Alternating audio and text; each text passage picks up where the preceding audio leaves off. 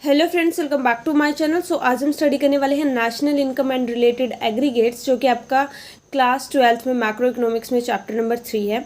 अगर हम इस चैप्टर की बात करें तो यहाँ से आपका जो है बेस तैयार होता है और चैप्टर 4th में ये बहुत ज़्यादा हेल्प करता है और जहाँ से आपका जो है एक न्यूमेरिकल क्वेश्चन डेफिनेटली पेपर में आता ही आता है, फाइनल पेपर में। सो यहाँ से आपका जो है न्यूमेरिकल तैयार हो जाएगा कि एक तरीके से अगर आपको न्यूमेरिकल क्वेश्चन करने हैं तो उसमें जो बेसिक चीज़ों की रिक्वायरमेंट है वो आप इस चैप्टर से सीखोगे, तो यहाँ पे आपका बेस बनेगा। सो अगर हम बात करें जो एग्रीगेट होते हैं नेशनल इनकम के, वो टोटल 8 है, राइट। कुछ जो हम डोमेस्टिक लेवल पर देखते हैं, कुछ हम जो है नेशनल लेवल पे देखते हैं, राइट। तो जो हमारे डोमेस्टिक लेवल पे है वो हम जैसे यहाँ पे डी वर्ड यूज़ करा हुआ है, एनडीपी, जीडीपी। तो ये जहाँ ये डी है, डी का मतलब क्या है? डोमेस्टिक।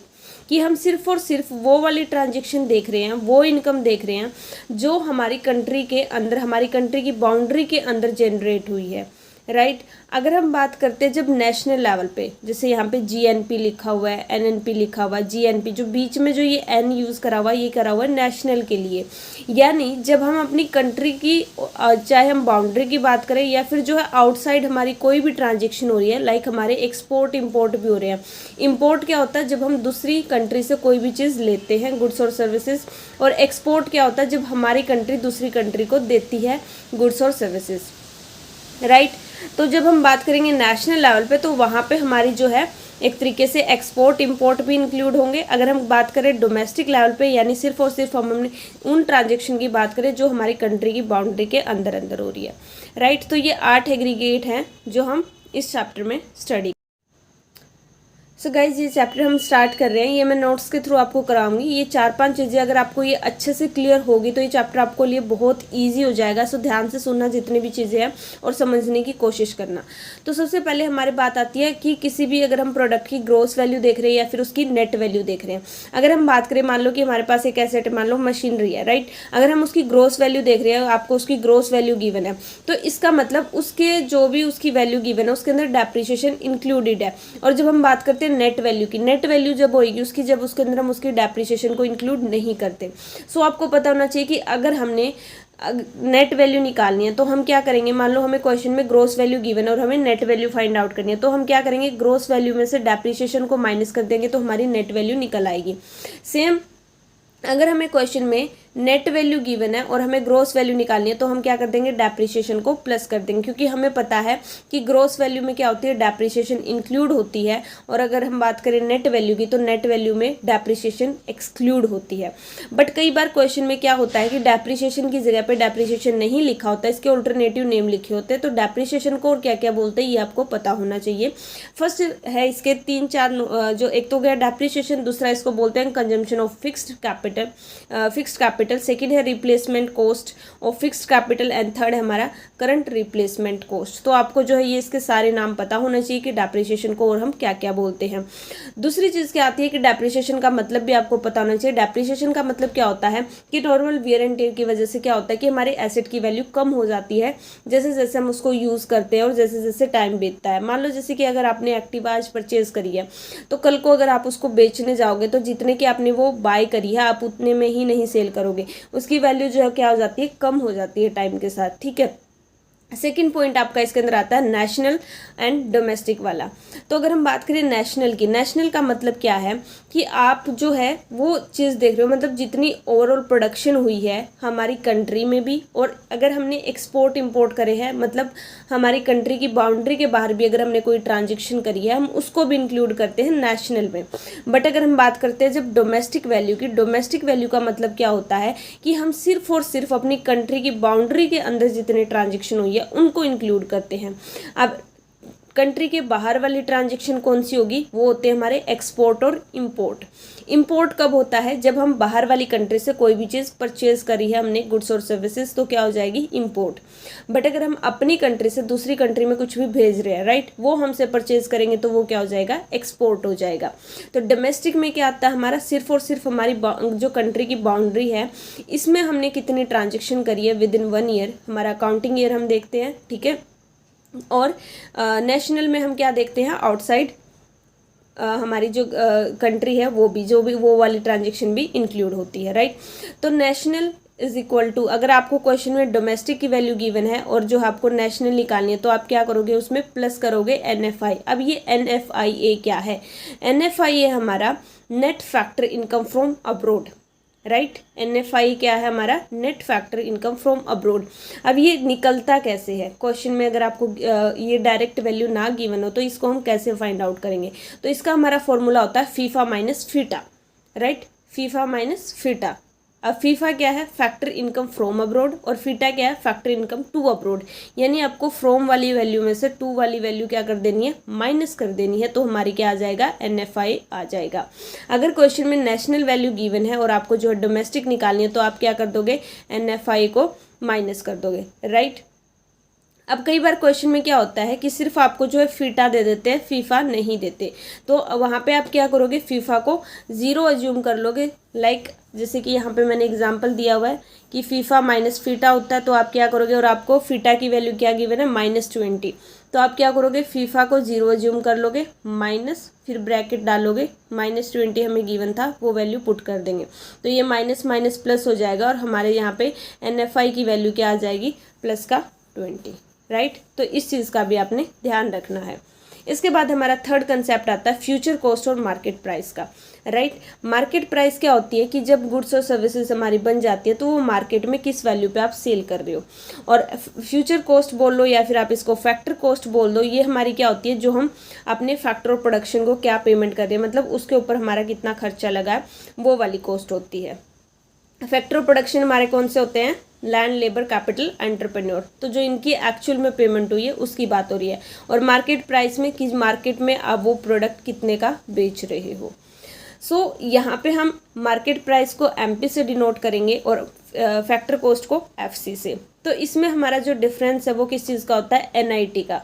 अब ये NIT क्या है? Net indirect tax, right. तो मार्केट प्राइस में NIT ऐड हो जाता है। अब ये NIT कैसे निकालेंगे? इनडायरेक्ट टैक्स में से अगर हम सब्सिडी को माइनस कर देंगे तो हमारा क्या आ जाएगा? NIT आ जाएगा। इनडायरेक्ट टैक्स कौन से होते हैं?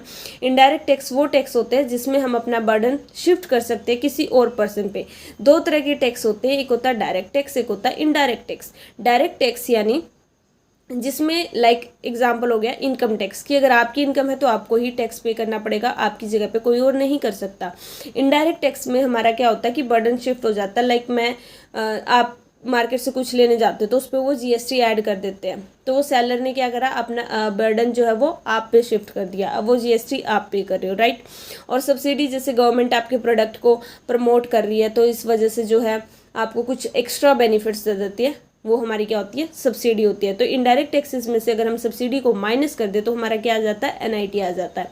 NIT क्या है? Net indirect tax, right. और इनडायरेक्ट टैक्स का एग्जांपल क्या है? GST। कई बार क्वेश्चन में आपको डायरेक्ट लिखा होगा GST, ठीक है। तो आप समझ जाना बात हो रही है इनडायरेक्ट टैक्स की, और यहाँ पे उसकी वैल्यू पुट कर देना, इनडायरेक्ट टैक्स माइनस सब्सिडी करना है, राइट। अब देखो हमने सिर्फ 3 चीज़ें पढ़ी है, ग्रोस, नेट, डोमेस्टिक, नेशनल और मार्केट प्राइस, फैक्टर कॉस्ट। तो अब आपको सिर्फ ये पता होना चाहिए कि डोमेस्टिक से अगर नेशनल पे जाना है तो क्या होगा? NFI को ऐड करना है। नेशनल से डोमेस्टिक पे जा रहे हो तो NFI को माइनस करना है। सेम सेकंड केस हमारा क्या बन रहा है? अगर आपको जो है ग्रोस से नेट पे जाना है तो आप डेप्रिसिएशन को माइनस करोगे, नेट से ग्रोस पे जाना है तो डेप्रिसिएशन को ऐड करोगे। फैक्टर कॉस्ट से MP पे जाना है तो हम क्या करेंगे? NIT ऐड करेंगे, MP से FC पे जा रहे तो NIT को माइनस करेंगे, राइट। उसके बाद ये हमारे टोटल जो है वो 8 एग्रीगेट होते हैं जिनके बेस पे जो हम कैलकुलेशन करते हैं। क्वेश्चन में आपको इनमें से कुछ भी उठा के दे देंगे, इसकी मान लो इसकी वैल्यू गिवन है और बोलेंगे इसकी वैल्यू निकालो, तो आप देख लोगे कि किस किस पे हमने, अभी मैं इसकी कैलकुलेशन आगे सिखाऊंगी। वैसे आपको पता होना चाहिए टोटल हमारे कितने होते हैं? 8 एग्रीगेट होते हैं। इनकी फुल फॉर्म क्या है? GDP at MP। तो GDP एट MP क्या है? Gross domestic product at MP। और NDP MP क्या है यहाँ पे? ये MP और FC तो देखो सबके नीचे लिखा हुआ, तो ये क्या है? मार्केट प्राइस और फैक्टर कॉस्ट, इन दोनों में से हम किसी पे देख रहे हैं। और यहाँ पे हमारा NDP क्या हो गया कि हम देख रहे हैं नेट वैल्यू, और यहाँ पे देख रहे हैं हम ग्रोस वैल्यू। फिर आगे क्या लिखा हुआ है? D मतलब डोमेस्टिक, और जहाँ पे ये N लिखा हुआ है बीच में तो इसका मतलब क्या हो रहा है? ये नेशनल लेवल पे देख रहे हैं। तो यहाँ से आपको एक चार्ट दिखा देती हूँ मैं, जिससे जो है ये 8 एग्रीगेट्स आपके क्लियर हो जाएंगे। तो देखो, जितना जब हम इसके ये 8 एग्रीगेट बनाएंगे तो ये हमने देखना है ग्रोस, नेट, मार्केट प्राइस और फैक्टर कॉस्ट, यही चीज़ें हैं। तो जीडीपी एट एमपी क्या हो गया, gross domestic product at market price. GDP at FC क्या है, gross domestic product at FC, मतलब factor cost. NDP at MP, net domestic product at market price. NDP at FC, net domestic product at factor cost. ऐसे जो हमारे national level पे ये दोनों, ये जो हमने जो है इसको 2 पार्ट्स में डिवाइड करा है, राइट। इस साइड सारे जो है डोमेस्टिक प्रोडक्ट है, इस साइड सारे नेशनल प्रोडक्ट है, कि हम यहाँ पे जो है फिर इसके बाद दोनों साइड देखो 2-2 एमपी वाले आएंगे, 2-2 एफसी वाले आएंगे। ऐसे इस साइड है 2 एमपी वाले हैं और 2 एफसी वाले हैं। तो मेन तो यही 3-4 चीज़ें जो हमने सीखी है यही है, यही घुमा फिरा कर आएगी। अब इसकी कैलकुलेशन आपने कैसे करनी है वो देख लो। जब भी आपको क्वेश्चन में लिखा हो कि डोमेस्टिक इनकम है, डोमेस्टिक इनकम होती है हमारी एनडीपीएफसी। अगर क्वेश्चन में गिवन है national income, that is NNPFC, right. तो मान लो जैसे कि यहाँ पे आपको दिखाया हुआ है कि क्वेश्चन में आपको जीएनपीएफसी दिया हुआ है और आपको बोला है एनडीपीएफसी निकालो। तो जो भी चीज़ गिवन है उसको एक साइड रख लो और जो निकालनी है उसको एक साइड रख लो, ठीक है। इतना काम आपने कर लिया। अब ऐसे सोचो कि हम यहाँ खड़े हैं और हमें यहाँ जाना है, तो एक एक वैल्यू को उठाओ और देखो कि यहाँ पे क्या है ग्रोस और यहाँ पे क्या है नेट। तो आप देखोगे कि अगर मुझे ग्रोस से नेट पे जाना तो मैं क्या करूँगा, डेप्रिसिएशन को माइनस। फिर सेकंड स्टेप देखोगे कि यहाँ पे क्या लिखा हुआ है, नेशनल, और यहाँ लिखा हुआ है डोमेस्टिक। तो नेशनल से अगर मुझे डोमेस्टिक पे जाना है तो मुझे एनएफआई को क्या करना पड़ेगा, माइनस करना पड़ेगा। नेक्स्ट देखोगे क्या लिखा हुआ है, यहाँ पे एफसी लिखा हुआ है, यहाँ भी एफसी लिखा हुआ है, तो मतलब हमें कोई भी चेंज करने की ज़रूरत नहीं है, तो इसको हम एज इट इज छोड़ देंगे। अब देखो इस ये हो गया एक एग्जाम्पल, एक और मैं करके यहाँ पे दिखा रही हूँ कि आपको दिया हुआ जीएनपी एट एमपी और आपको बोला है एनडीपीएफसी निकालो। तो वही चीज़ आप देखोगे, ग्रोस से जो है नेट पे जा रहे हो, डेप्रिसिएशन माइनस कर दी। फिर उसके बाद नेशनल से डोमेस्टिक पे जा रहे हो तो एनएफआई हमने क्या कर दिया, माइनस कर दिया। फिर उसके बाद जो है एमपी से हमने कहाँ जाना है, एमपी से हमने कहाँ जाना है, एफसी से एफसी पे। तो एमपी से एफसी पे जाएंगे तो क्या करेंगे, एनआईटी को माइनस कर देंगे। तो आपने सिर्फ ये देखना है कि क्वेश्चन में आपको क्या गिवन है, उसके हिसाब से आप वैल्यू पुट कर दोगे। अगर किसी चीज़ की वैल्यू नहीं गिवन तो उसकी 0 ज्यूम कर लेनी है। तो जो हमारी नेशनल इनकम है उसको कैलकुलेट करने के 3 मेथड होते हैं, income method, expenditure method and value added method, जो कि हम इससे नेक्स्ट जो आपके चैप्टर 4 में आते हैं, जिसको हम जो डिटेल में इससे नेक्स्ट वाली वीडियो में स्टडी करेंगे। कि अगर क्वेश्चन में जो है ग्रोस दे रखा और आपको नेट पे जाना तो आप क्या करोगे, माइनस डेप्रिसिएशन करोगे। नेट से ग्रोस पे जा रहे हो प्लस डेप्रिसिएशन करोगे। डोमेस्टिक से नेशनल पे जा रहे हो एनएफआई प्लस होगा, नेशनल से डोमेस्टिक पे जा रहे हो एनएफआई माइनस होगा। अगर आपको जो है क्वेश्चन में फैक्टर कॉस्ट दे रखी है और आपको जो है एमपी पे जाना तो आप एनआईटी को प्लस करोगे, एमपी से एफसी पे जा रहे हो तो एनआईटी को माइनस करोगे। तो ये 3 चीज़ें मेन आपको यहाँ पे पता होनी चाहिए, तो आपके जो है ये सारी कैलकुलेशन आप बड़ी ईजिली कर सकते हो। उसके बाद जो है आपको पता होना चाहिए कि नेशनल इनकम किसे बोलते हैं, डोमेस्टिक इनकम किसे बोलते हैं। डोमेस्टिक इनकम यानी एनडीपीएफसी और नेशनल इनकम यानी एनएनपी एट एफसी, राइट। सो इसे नेक्स्ट वीडियो में हम नेशनल इनकम की जो है कैलकुलेशन सीखेंगे तीनों मेथड से। सो गाइज आज की वीडियो में इतना ही। Thank you so much for watching this video. Please like, share and subscribe. Bye bye, take care, have a good day.